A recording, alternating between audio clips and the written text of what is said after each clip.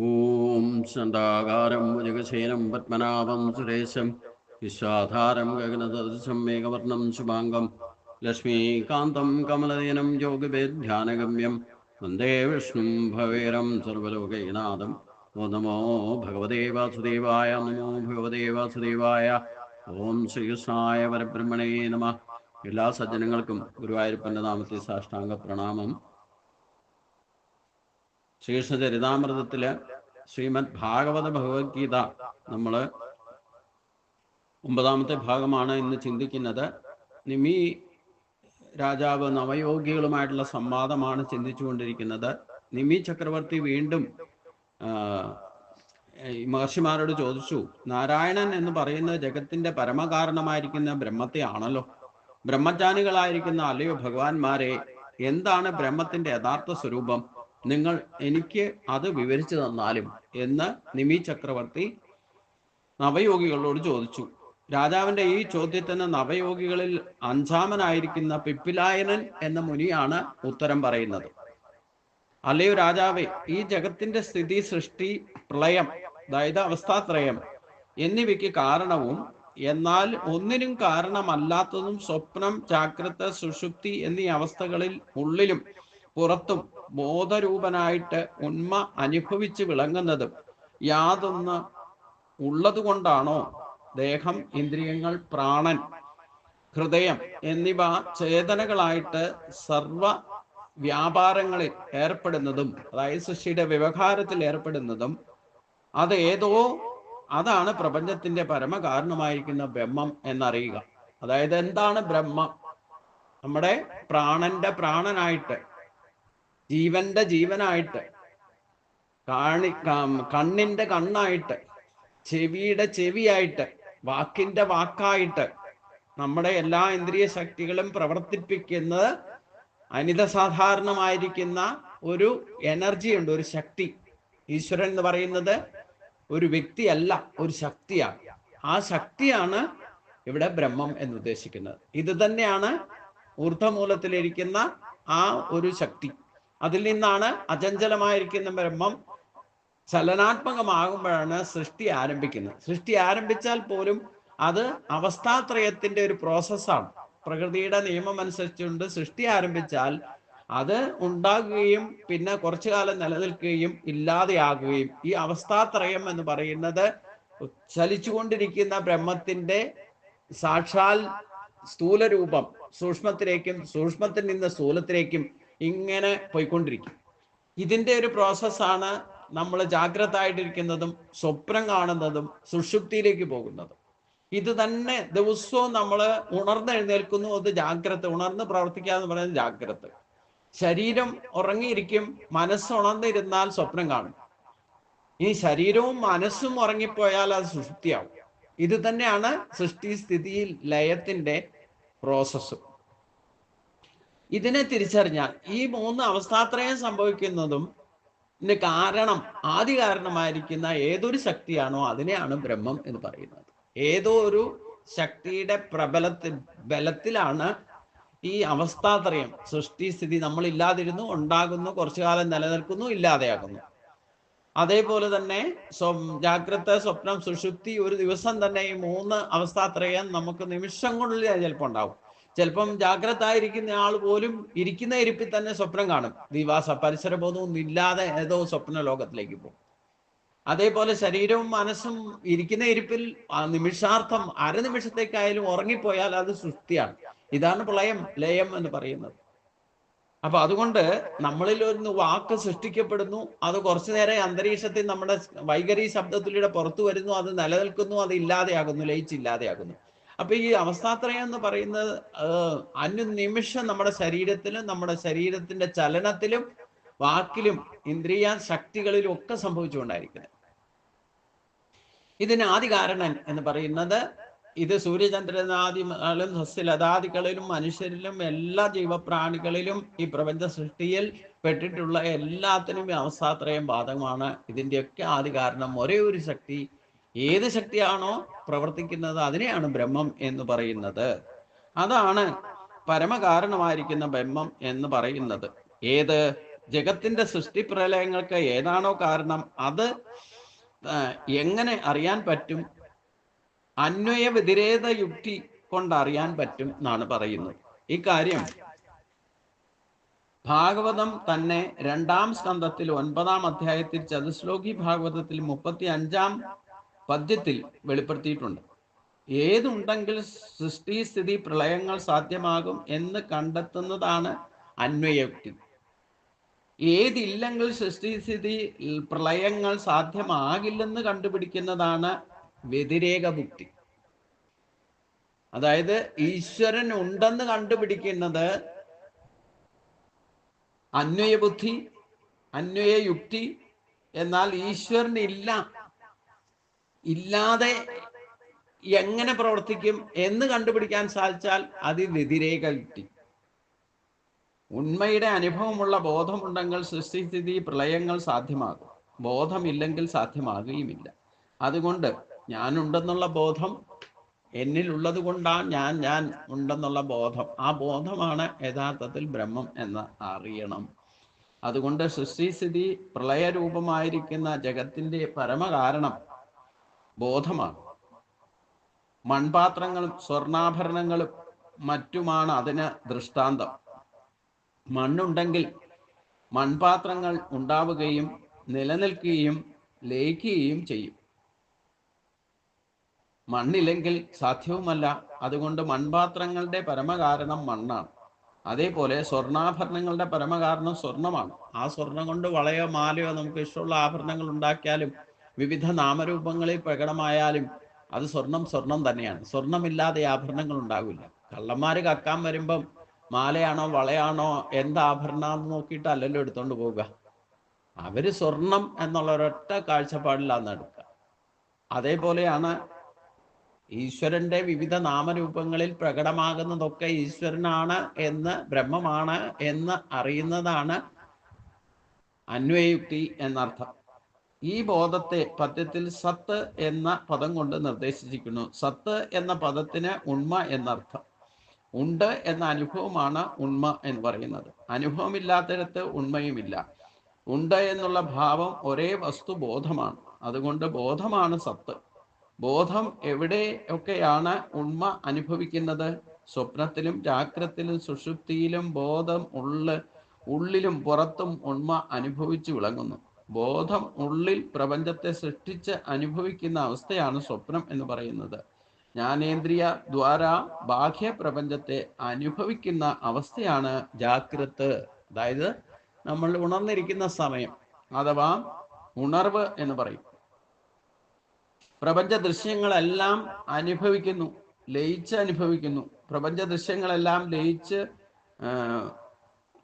ഒരു ഇരുണ്ട മറയാക്കി ബോധം അതിനുള്ളിൽ ഒളിച്ചിരിക്കുന്ന അവസ്ഥയാണ് സുഷുപ്തി എന്ന് പറയുന്നത്. സ്വപ്നം എന്ന് പറയുന്നത് നമ്മുടെ ശരീരവും പ്രത്യേകിച്ചുള്ള ഇന്ദ്രിയങ്ങളും ഒക്കെ മയങ്ങിയിരിക്കും. പക്ഷെ മനസ്സ്, ബോധം ഉണർന്നിരിക്കും. ആ ബോധത്തിലാണ് മനസ്സിലൂടെ സ്വപ്നം കാണുന്നത്. ഇനിയും ശരീരവും മനസ്സും ഉറങ്ങിയിരിക്കുന്ന അവസ്ഥയാണ് സുഷുപ്തി എന്ന് പറയുന്നത്. അപ്പോൾ ഒന്നും അറിയുന്നില്ല എന്നർത്ഥം. എന്നാൽ എന്തോ ഒന്ന് അറിയുന്നുണ്ട്. അതുകൊണ്ടാണ് ഉണർന്ന് വരുമ്പോൾ സുഖമായി ഉറങ്ങി എന്ന് പറയും. ആ സുഖം ശരിക്കും അനുഭവിച്ചിട്ടുണ്ടോ? ഇല്ല. ജാഗ്രത അവസ്ഥയിലെ സുഖം അനുഭവിക്കാൻ സാധിക്കും. സ്വപ്നത്തിൽ സുഖം അനുഭവിച്ചാലും അത് സത്യമല്ല.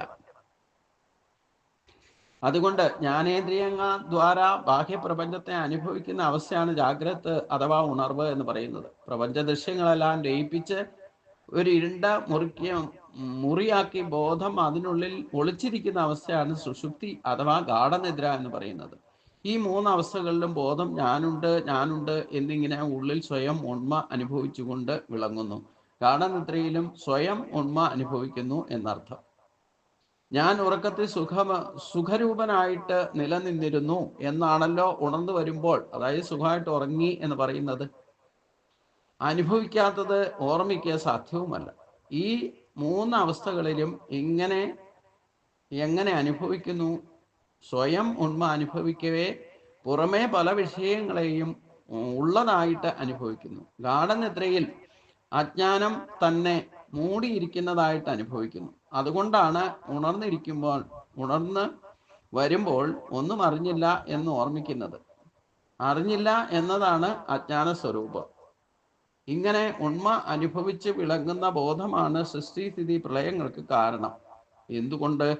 ബോധത്തോടു കൂടാതെ സ്ഥിതി പ്രളയ സൃഷ്ടികളൊന്നും സാധ്യമല്ല എന്നുള്ളത് കൊണ്ട്. ഉണ്ട് എന്ന അനുഭവം പോലും ഇല്ലെന്ന് വന്നാൽ പിന്നെ എന്ത് സൃഷ്ടിസ്ഥിതി ലയം? സൃഷ്ടിഘടകങ്ങളുടെ ദേഹം, ഇന്ദ്രിയങ്ങൾ, ഹൃദയം, പ്രാണൻ എന്നിവയെല്ലാം സൃഷ്ടിയുടെ ഘടകങ്ങൾ തന്നെയാണ്. ഉള്ളവയായിട്ട് ഭവിച്ച് സ്വകൃത്യങ്ങൾ ആചരിക്കുന്നത് ബോധമുള്ളത് കൊണ്ട് മാത്രമാണല്ലോ. ബോധമില്ലെന്ന് വന്നാൽ അവയൊന്നും ഇല്ലേയില്ല, ഞാനുമില്ല, എൻ്റേതുമില്ല.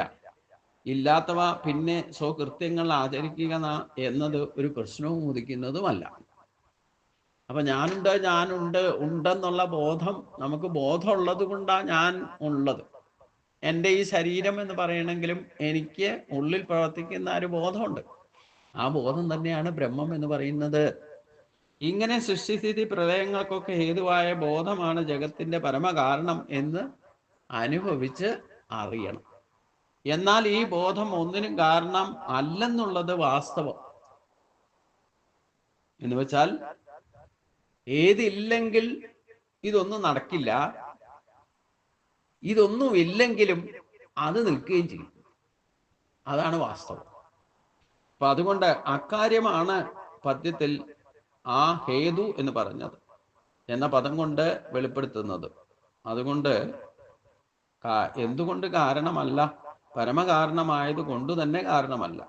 അതെങ്ങനെ? ജഗത്തിനൊരു പരമകാരണത്തെ അംഗീകരിച്ചാൽ അതിന് ചില പ്രത്യേകതകൾ കൂടി ആവശ്യം അംഗീകരിച്ചേ പറ്റൂ.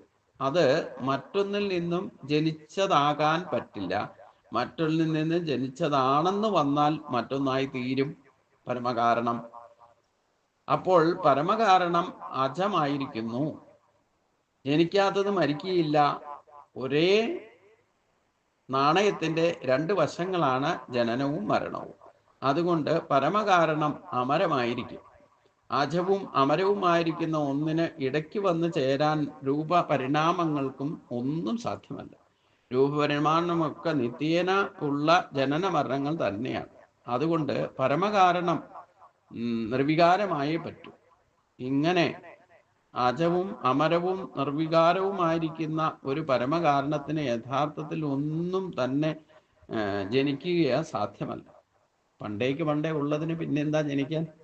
യഥാർത്ഥത്തിൽ ജനിക്കുന്നു എന്ന് വന്നാൽ പരമകാരണത്തിന്റെ നിർവികാരത്തെ അതോടെ നഷ്ടമാകും. ഇക്കാര്യങ്ങളൊക്കെ പരിഗണിച്ചിട്ടാണ് ബോധത്തിന്റെ സൃഷ്ടിസ്ഥിതി പ്രളയങ്ങളൊക്കെ മരുഭൂമിയിലെ കാനൽ ജലം പോലെ മായാഭ്രമങ്ങളാണെന്ന് വേദാന്തം സിദ്ധാന്തിക്കുന്നത്. ഇക്കാര്യമാണ് പദ്യത്തിൽ അഹേതു എന്ന് പദം കൊണ്ട് വെളിപ്പെടുത്താനിരുന്നത്. അഖണ്ഡബോധരൂപമായിരിക്കുന്ന ബ്രഹ്മം പരമകാരണമായതുകൊണ്ട് ബ്രഹ്മത്തിൽ അജം, അമരം, നിർവികാരം തുടങ്ങിയ വിശേഷണങ്ങൾ സർവത്ര ചേർത്തിരിക്കുന്നു. ഇനിയും ഒരു പരമകാരണത്തെ എന്തിന് അംഗീകരിക്കണം എന്ന് ചോദിച്ചേക്കാം. പരമകാരണത്തെ കണ്ടെത്താത്തിടത്തോളം കാലം പ്രപഞ്ചമെന്ന കടംകഥ ആർക്കും ഒരിക്കലും അഴിഞ്ഞു കിട്ടുന്നതല്ല. ഭാരതീയരായിരിക്കുന്ന ഋഷിമാരാകട്ടെ പ്രപഞ്ചത്തിന്റെ സ്പർശം പോലുമില്ലാതെ അഖണ്ഡബോധരൂപമായിരിക്കുന്ന ബ്രഹ്മത്തെ സ്വസ്വരൂപമായിട്ട് സാക്ഷാത്കരിച്ച് അനുഭവിച്ചവരുമാണ്. അതുകൊണ്ടാണ് വിപുലായനം ദൃഢമായിട്ടും സത്തിനെ പ്രപഞ്ചത്തിന്റെ പരമകാരണമായിട്ട് ചിത്രീകരിച്ചിരിക്കുന്നത്. സത്താത്മകമായിരിക്കുന്ന ഈ പരമകാരണത്തെ അല്പം കൂടി വിശദീകരിക്കാം. അനുഭവം, അറിവ്, പ്രതിപത്തി, പ്രത്യക്ഷം എന്നൊക്കെയുള്ള പദങ്ങൾ ബ്രഹ്മപര്യായങ്ങൾ തന്നെയാണ്. സ്വത്ത്, ചിത്ത്, ആനന്ദം ഇവയും ബ്രഹ്മപര്യായങ്ങളാണ്. സത്ത് എന്ന് പറഞ്ഞാൽ ഉണ്മ എന്നാണ് അർത്ഥം. ഉണ്മ, അനുഭവം ഒന്ന് തന്നെയാണ്.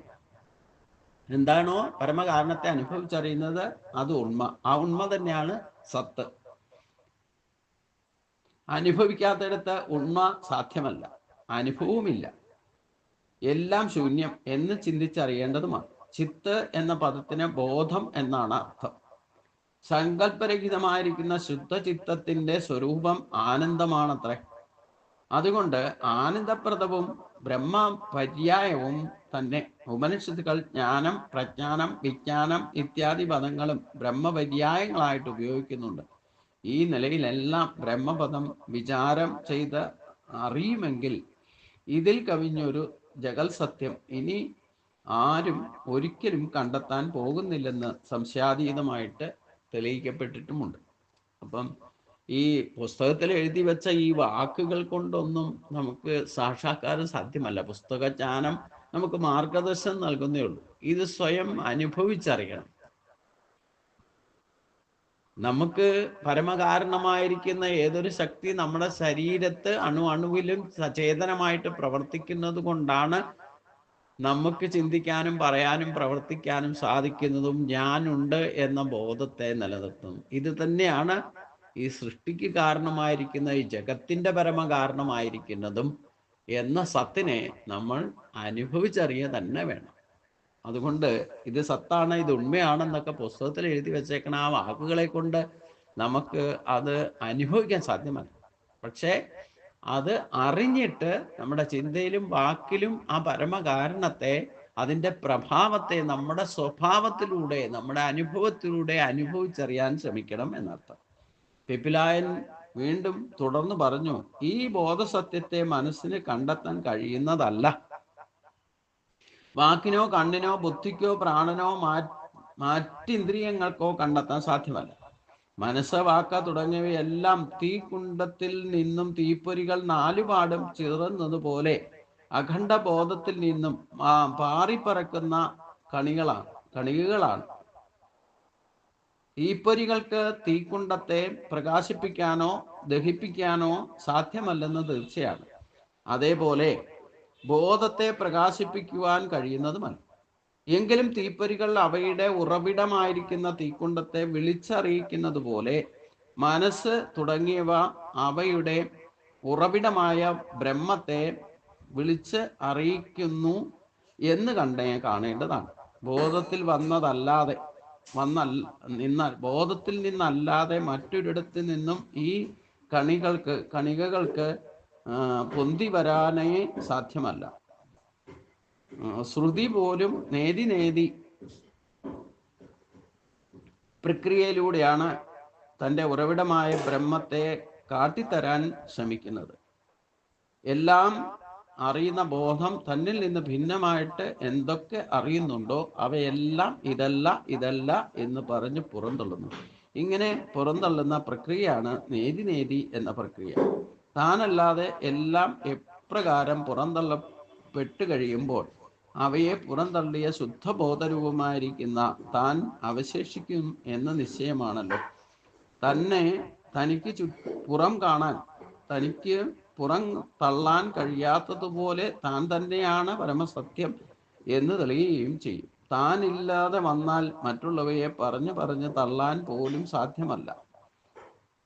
താൻ പരമസത്യമായതുകൊണ്ട് തന്നിൽ നിന്ന് ഭിന്നമായിട്ട് എന്തൊക്കെ ഉള്ളതായിട്ട് തോന്നിയിരിക്കുന്നുവോ അവയൊക്കെ തന്നിൽ നിന്ന് അവിദ്യയാൽ കൽപ്പിതങ്ങളായിരിക്കുന്ന നാമരൂപങ്ങൾ മാത്രമായിരുന്നു എന്ന് ബോധ്യം വരും. താനല്ലാതെ മറ്റൊന്നും വാസ്തവത്തിലില്ല എന്ന് അനുഭവിക്കാറുമാകും. അങ്ങനെ അഖണ്ഡബോധരൂപമായിരിക്കുന്ന ബ്രഹ്മത്തിൽ അവിദ്യ ആദ്യമായിട്ട് ആരോപിക്കുന്ന രൂപമാണ് സൂത്രാത്മാവ് എന്ന് അറിയപ്പെടുന്ന വിശ്വപ്രാണൻ. വിശ്വത്തെ മുഴുവൻ തന്നിൽ കോർത്തിണക്കിയിരിക്കുന്നത് കൊണ്ട് വിശ്വപ്രാണന് സൂത്രാത്മാവ് എന്ന പേര് ചേർത്തിരിക്കുന്നു. ഇതാണ് സൂത്രേ മണിഗണായിമ എന്ന് ഭഗവത്ഗീതയിലും പറഞ്ഞിരിക്കുന്നത്. കഠോപനിഷത്ത് ഈ പ്രാണനെ മഹാനാത്മാവ് എന്ന് വിളിക്കുന്നു. ആധുനിക ശാസ്ത്രഭാഷയിൽ ഈ മഹാനാത്മാവ് കോസ്മിക് എനർജി എന്ന് പറയപ്പെടുന്നു. മായാഗുണങ്ങളായിരിക്കുന്ന സത്വരജോ തമസ് കൂടിക്കലർന്നാണ് ഈ വിശ്വപ്രാണനാണെന്ന് അഖണ്ഡബോധരൂപമായ ബ്രഹ്മത്തിൽ നിന്നും പൊന്തുന്ന ആദ്യ ജീവൻ എന്ന് പറയുന്നത്.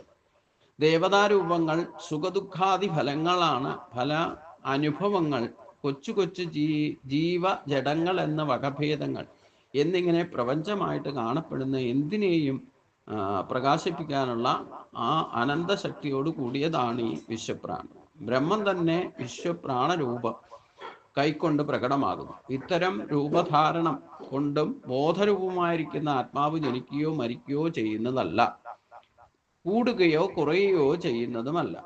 ഒരു നാടൻ കഥാപാത്രത്തിന്റെ വേഷം കെട്ടുന്നത് പോലെയാണ് രൂപ ആവിർഭാവങ്ങളൊക്കെ ഇല്ല.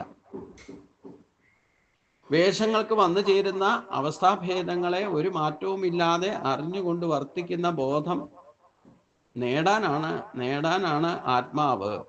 ആത്മാവിൽ മാറ്റമുണ്ടെന്ന് തോന്നിക്കപ്പെടുന്ന ഉപകരണങ്ങളായിരിക്കുന്ന ഇന്ദ്രിയങ്ങളും മനസ്സും മാത്രമാണ്. ഉപകരണങ്ങൾ ഉണ്ടെന്ന് തോന്നിപ്പിക്കുന്ന മാറ്റങ്ങൾ അസത്യങ്ങളാണെന്ന് തീർച്ചയാണല്ലോ.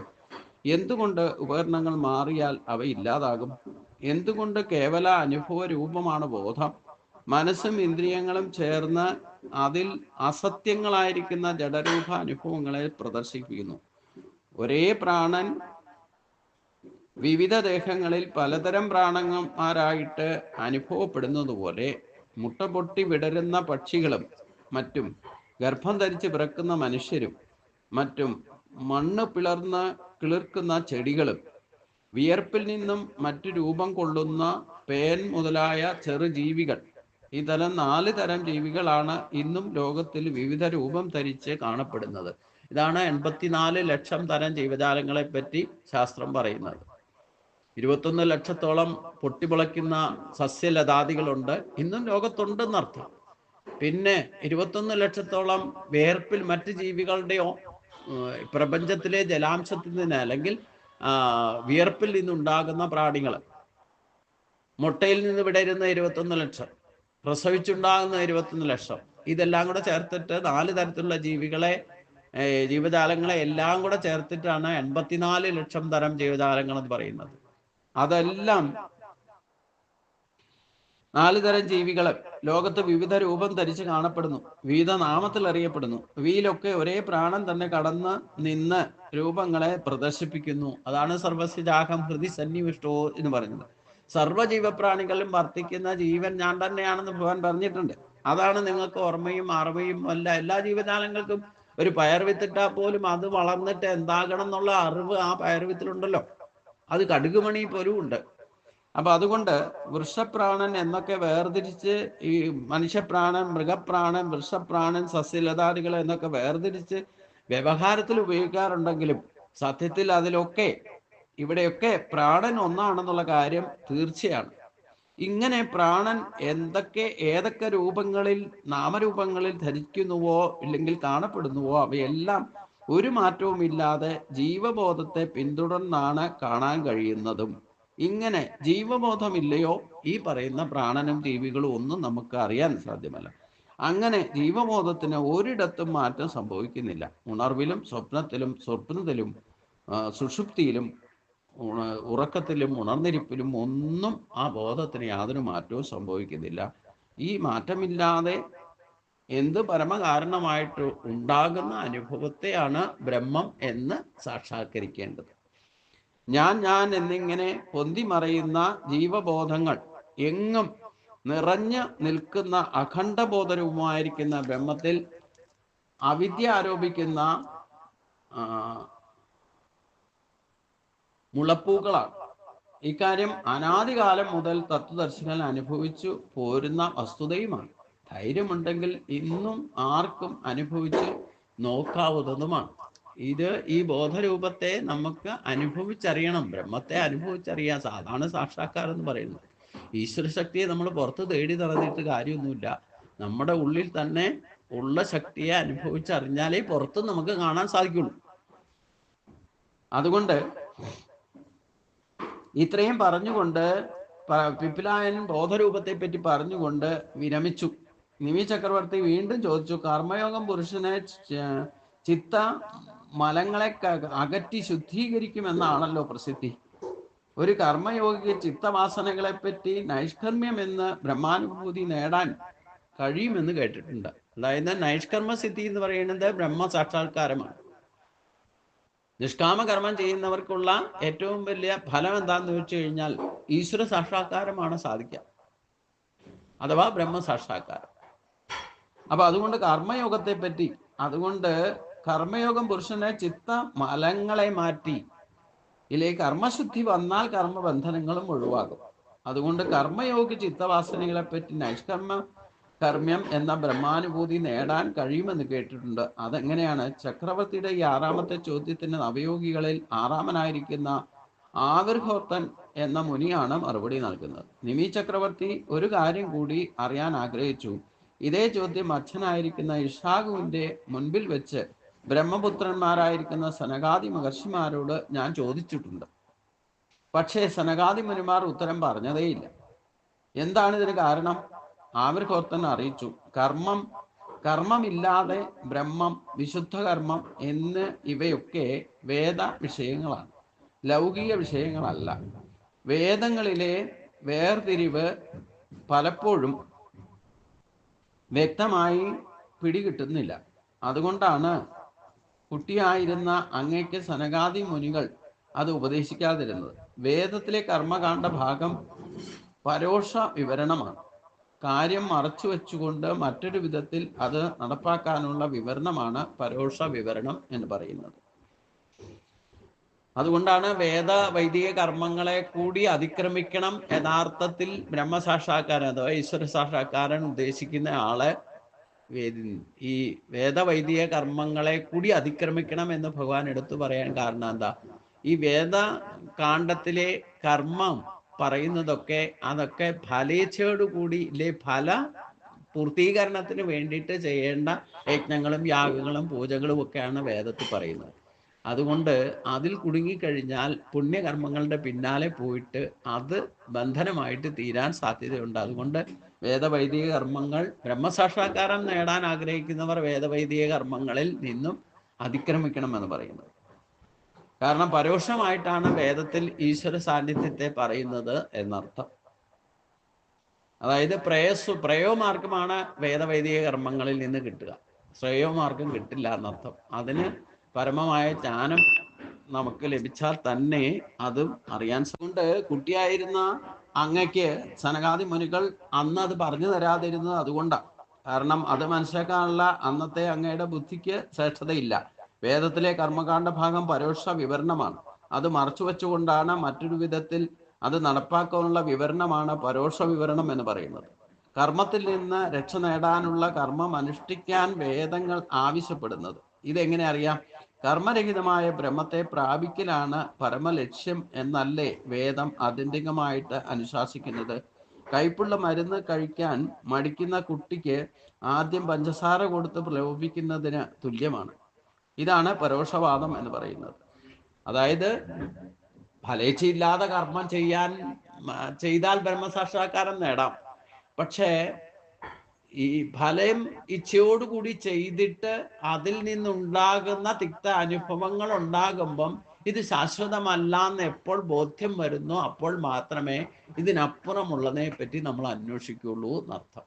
അപ്പം ഈശ്വര ഭക്തിയിലേക്ക് തന്നെ വരാൻ വേണ്ടിയിട്ട് തുടക്കത്തിൽ ദുഃഖിക്കുന്നവരെ ഭഗവാൻ പറഞ്ഞു, ചതുർവിധ ഭജന്തേ മാം ജനാ പരിപാസത എന്ന് പറഞ്ഞു. 4 വിധ ഭക്തരാണ് എന്നെ ഭജിക്കുമെന്ന് പറഞ്ഞു. ആദ്യത്തെ കൂട്ടർ തന്നെ ദുഃഖിക്കുന്നവരാണ്. ദുഃഖം വരുമ്പോൾ അറിയാതെ ഈശ്വരനെ വിളിക്കും. ദുഃഖം മാറാൻ വേണ്ടിയിട്ടായിരിക്കും പോവുക. ആ ദുഃഖം മാറിക്കഴിയുമ്പോൾ പിന്നെ ഓരോ ആഗ്രഹങ്ങൾ പറയാൻ തുടങ്ങും. ദുഃഖം മാറുമ്പോഴാണോ ആഗ്രഹങ്ങളും ഇച്ഛാശക്തിയും ഉണർത്തുക. അപ്പൊ ആ ആഗ്രഹങ്ങൾ ദുഃഖം മാറ്റി തന്ന ഈശ്വരനെ ബോധ്യം വന്നാൽ പിന്നെ ഇഷ്ടഭോഗങ്ങൾക്ക് വേണ്ടിയിട്ടും അവിശ്വസിദ്ധിക്കായി കൊണ്ടും പ്രാർത്ഥനാ ബലത്താൽ ഈശ്വരനെ ഭരിക്കാൻ തുടങ്ങും. അതും ശാശ്വതമല്ല എന്ന് എപ്പോൾ മനസ്സിലാകുന്നോ അപ്പോഴാണ് ഈശ്വരൻ ചോദിക്കുന്നതൊക്കെ തരുന്ന ഈശ്വരൻ യഥാർത്ഥത്തിൽ എവിടെ ഇരിക്കുന്ന എന്നുള്ളത് ഒരു അന്വേഷണ ബുദ്ധി തീർത്ഥാടനമൊക്കെ തുടങ്ങുക. പുണ്യക്ഷേത്രങ്ങൾ സഞ്ചരിക്കുക, പുണ്യസ്ഥാനങ്ങൾ, തീർത്ഥങ്ങൾ, സത്സംഗം, ഇതൊക്കെ പറയുന്നത് 3ാമത്തെ അവസ്ഥയിലാണ്. ഇതൊക്കെ കഴിഞ്ഞിട്ട് ആത്മസാക്ഷാത്കാരത്തിന് ശ്രമിക്കാന്ന് ഇതൊക്കെ അനുഭവിച്ച് ഇതൊന്നും ശാശ്വതമല്ല എന്ന് ബോധ്യം വന്നാൽ എന്നാൽ ശാശ്വതമായത് എന്താണെന്ന് അറിയാനുള്ള ആഗ്രഹം ഉണ്ടാകുമ്പോഴാണ് പരമമായത് എന്താണെന്ന് ആത്മജ്ഞാനത്തിലേക്ക് എത്തുന്നത് എന്നർത്ഥം.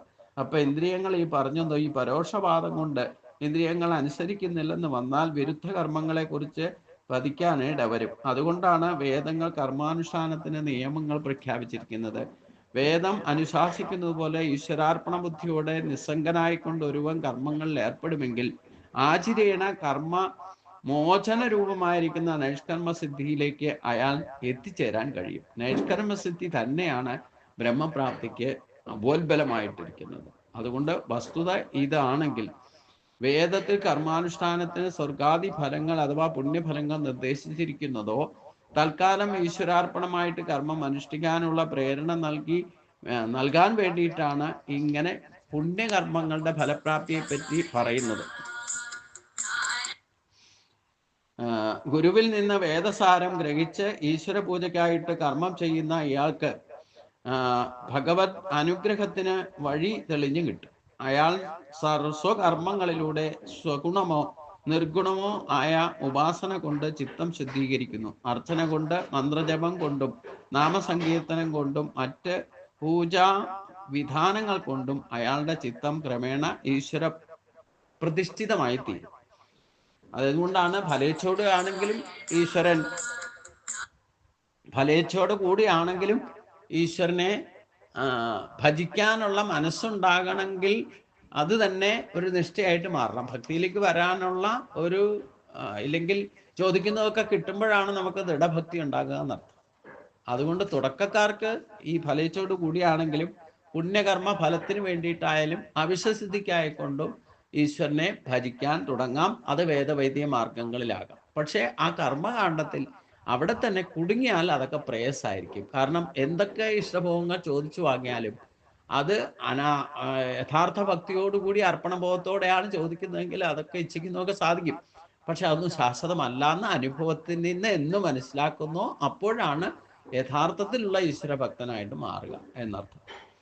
അതുകൊണ്ട് അർച്ചന കൊണ്ടും, മന്ത്രജപം കൊണ്ടും, നാമസങ്കീർത്തനം കൊണ്ടും, മറ്റു പൂജാ സംവിധാനങ്ങൾ കൊണ്ടും അയാളുടെ ചിത്തം ക്രമേണ ഈശ്വര പ്രതിഷ്ഠിതമായി തീരും. അതായത് ദൃഢഭക്തി ഉണ്ടാകും എന്നർത്ഥം. അങ്ങനെ ആത്മാവ് പ്രസാദവും ആത്മാനന്ദവും വളർന്ന് കർമ്മമുക്തിക്കായിക്കൊണ്ട് തന്നെ ഒരു പരോക്ഷ രൂപത്തിൽ തന്നെ നമ്മൾ ഒരുങ്ങാൻ തുടങ്ങും. ഇതാണ് വേദവൈദിക കർമ്മങ്ങളുടെയൊക്കെ ക്ഷേത്രദർശനം കൊണ്ടും ഇല്ലേ പൂജാതി കർമ്മങ്ങൾ കൊണ്ടും വേദവൈദിക മാർഗത്തിലുള്ള കർമ്മങ്ങൾ കൊണ്ടും ഈ സത്സംഗം കൊണ്ട് പോലും നമുക്ക് യഥാർത്ഥ മാർഗം തെളിഞ്ഞു വരുന്നത്. എന്താണ് ഈശ്വരൻ എന്നുള്ളത് ക്രമേണ കർമ്മത്തിന്റെ രഹസ്യം മനസ്സിലാക്കും. അതുകൊണ്ടാണ് ഇങ്ങനെ കർമ്മയോഗ രഹസ്യം വെളിപ്പെടുത്തിയിട്ട് അവിർഭവത്തിൽ ആ ഉപക്രമം നമുക്ക് സമർപ്പിച്ചു എന്നാണ് പറയുന്നത്. ഇതോടുകൂടി 3-ാമത്തെ അധ്യായം സമർപ്പിക്കപ്പെടുന്നു. അതിൻ്റെ അടുത്ത ഭാഗം നമുക്ക് അടുത്ത ദിവസം ചിന്തിക്കാം എന്നർത്ഥം. എല്ലാവർക്കും നമസ്കാരം. ഓം സ്വസ്തി പ്രജാഭ്യാം പരിപാലയന്താം ന്യായേന മാർഗേണ മഹിം മഹീശാകോ ബ്രാഹ്മണേഭ്യ സുമതൃത്യം ലോകാ സമസ്താ സുഖിനോ ഭവന്തു. ലോകാ സമസ്താ സുഖിനോ ഭവന്തു. ഓം ശാന്തി ശാന്തി ശാന്തി.